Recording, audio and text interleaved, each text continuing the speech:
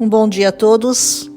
Hoje é a gravação de Números 9 e eu vou chamar a coluna de nuvem e fogo. Nós vimos no capítulo anterior a seriedade de ser um levita. Hoje isso está um pouco banalizado. Qualquer pessoa que canta ou toca um instrumento já é chamado de levita, quando alguns não poderiam nem ser chamados de irmãos. É muito sério estar no altar, oferecendo louvores a Deus. Como é sério fazer qualquer outro tipo de serviço que nos dispusermos a fazer na casa de Deus, na casa do Senhor. Bom, mas eu não estou aqui para julgar ninguém, só lembrando de que todo mundo já sabe. Se alguém quiser servir, faça-o com muita seriedade, amor e temor. Nesse capítulo, a Páscoa se aproximava. E Deus está exortando e lembrando o povo de Israel a celebrar-lhe a Páscoa, que era um memorial da sua libertação e saída do Egito. Todos os dias temos que nos lembrar também de que fomos libertos da escravidão do pecado e da nossa saída do Egito, que é o mundo.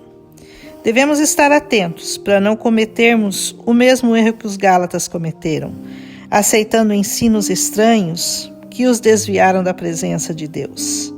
Se você ainda acha que a Páscoa é chocolate e coelhinho, você deve voltar a ler Êxodo 12 e entender a seriedade dessa celebração. Lá do capítulo de Êxodo 12 até Números 9, onde nós estamos aqui, é um período de tempo de 1 ano.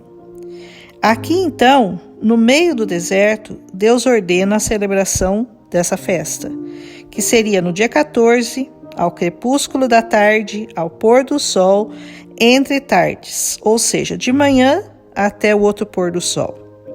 Alguns naquele tempo se sentiram imundos para celebrar a Páscoa porque eles tinham tocado em um morto. E eles foram até Moisés para dizer-lhe que desejavam celebrá-la. Moisés então pede para consultar o Senhor, que diz que sim, que eles deveriam celebrar.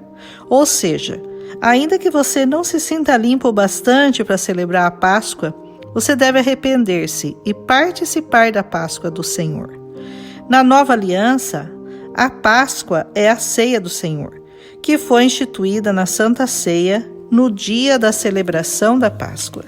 Se você for ler lá em 1 Coríntios 11, a partir do versículo 23 diz: porque eu recebi do Senhor o que também vos entreguei.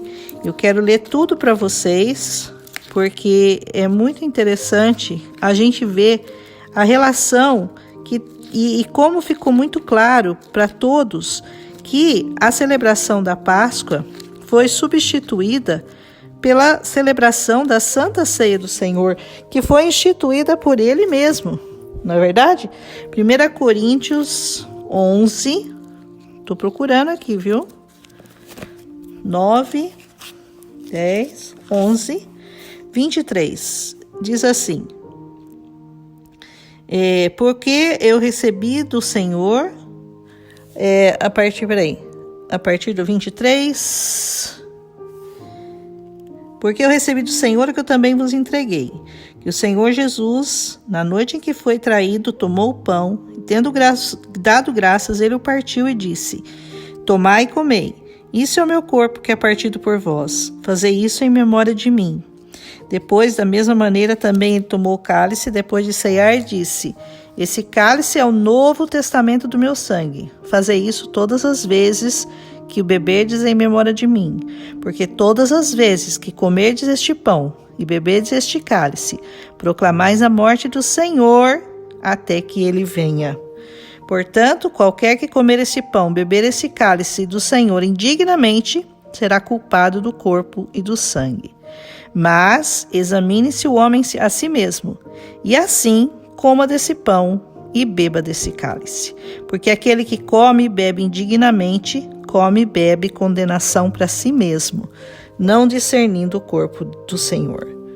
Voltando então para o livro de Números, o padrão de seriedade é o mesmo, e alguns lá estavam se sentindo imundos. Eles tinham se examinado e tinham se sentido, eles tinham tocado no morto, e isso era sério, eles não podiam então participar. primeiro problema aqui era da contaminação. Então, se você se sente contaminado pelo pecado, pela morte, pela impureza, mas que foi causado talvez por questões externas, e você se sinta imundo, mas o coração desejoso de participar, mesmo eles sabendo que estavam contaminados, mas eles queriam saber por que eles deviam ser privados do privilégio de estarem à mesa do Senhor. E aqui é manifestada a misericórdia de Deus, que permite que eles participem. Como aqui na Santa Ceia, examine-se e depois coma e beba. Se você fez algo que o faz sentir-se indigno de assentar-se à mesa do Senhor, saiba que Deus te oferece essa segunda chance. Eles participariam, mas não no mesmo dia e no mesmo mês que os outros. É uma chance dada àqueles que não puderam participar no mesmo dia, que por algum motivo estavam viajando. Era preciso restaurar, se purificar, aguardar um tempo para o arrependimento e então eles podiam participar. 1 Coríntios 11 diz que examine-se o homem, como eu já li aqui. Depois, então, participe. Se você se sente como um estrangeiro na casa do Senhor ou com algum pecado que não confessou ainda, volte-se para ele e então coma. Se você participar indignamente, você se torna réu. Pior do que estar contaminado é não ser sincero, é não se confessar, é não pedir ajuda, é não se arrepender. Ou, se você deixar de celebrar a Páscoa, mesmo você estando limpo, sem nenhum impedimento para ir, e você não vai, por livre e espontânea vontade, esse está condenado. Voluntariamente ele não foi. Ele resolve descansar no dia da ceia, ele não vai. Essa iniquidade é pior do que a que foi contaminado pelo morto. Percebe a seriedade da coisa? Então, a voluntariedade de você servir a Deus é muito séria. Olha lá no versículo 13, voltando aqui para Números, capítulo no 9, no 13, diz assim, ó. Assim, fala aos filhos de Israel e diz, se algum entre vós ou entre os descendentes estiver contaminado por causa do corpo de um morto ou se achar em viagem, ainda assim celebrará a Páscoa. Mas olha no outro, mais para baixo, no 13.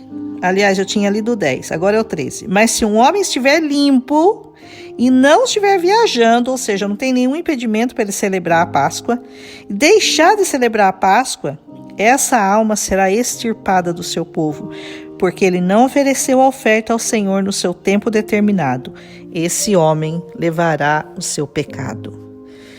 Havia perdão para o pecado inconsciente, versículo 10, mas não para o pecado voluntário, consciente. Eu não vou porque eu não quero ir. Eu não vou servir ao Senhor porque eu prefiro ficar na minha casa. Para esse pecado não havia perdão.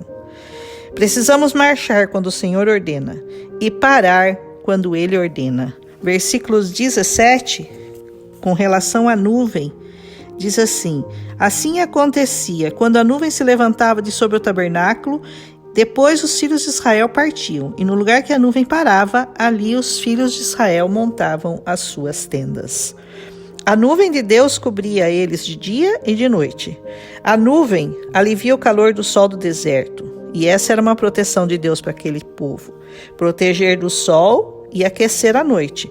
Porque o deserto é incrivelmente quente durante o dia, mas é muito frio à noite.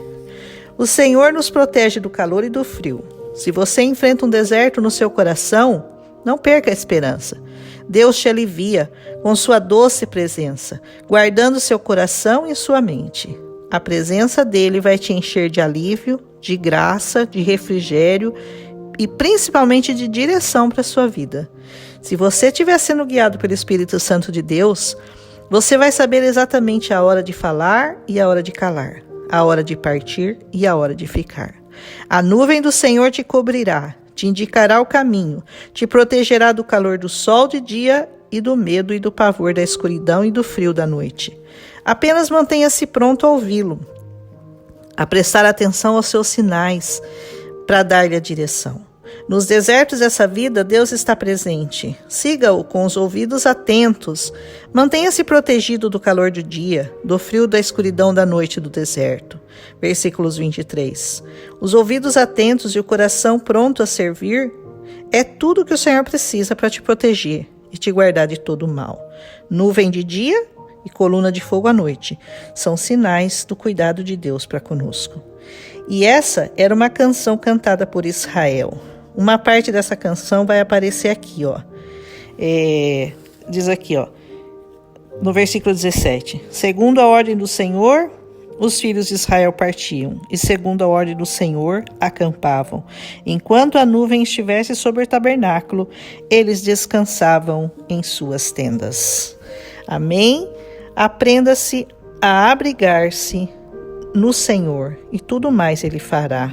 Essa nuvem que nós estamos vendo aqui, ela vai aparecer de novo na transfiguração de Jesus, lá em Marcos 9:7, que nós vamos falar quando chegarmos lá, e na sua ascensão também aos céus, em Atos 1:9. Amém? Então, esse capítulo aqui trata de duas coisas importantes, da celebração da Páscoa e também fala da nuvem que indicava a direção e o momento de seguir em frente e o momento de parar. Amém? Ou seja, segundo a ordem do Senhor, como diz aqui, eles permaneciam em suas tendas, segundo a ordem do Senhor viajavam. Eles cumpriam o mandado do Senhor, segundo a ordem do Senhor, pela mão de Moisés. Você tem seguido a ordem do Senhor pela mão do Senhor Jesus? Eu espero que sim, né? Como sempre, achei lindo esse capítulo, mas eu sempre vou falar isso mesmo, então já não vou nem falar mais, né? Um abraço em Cristo Jesus.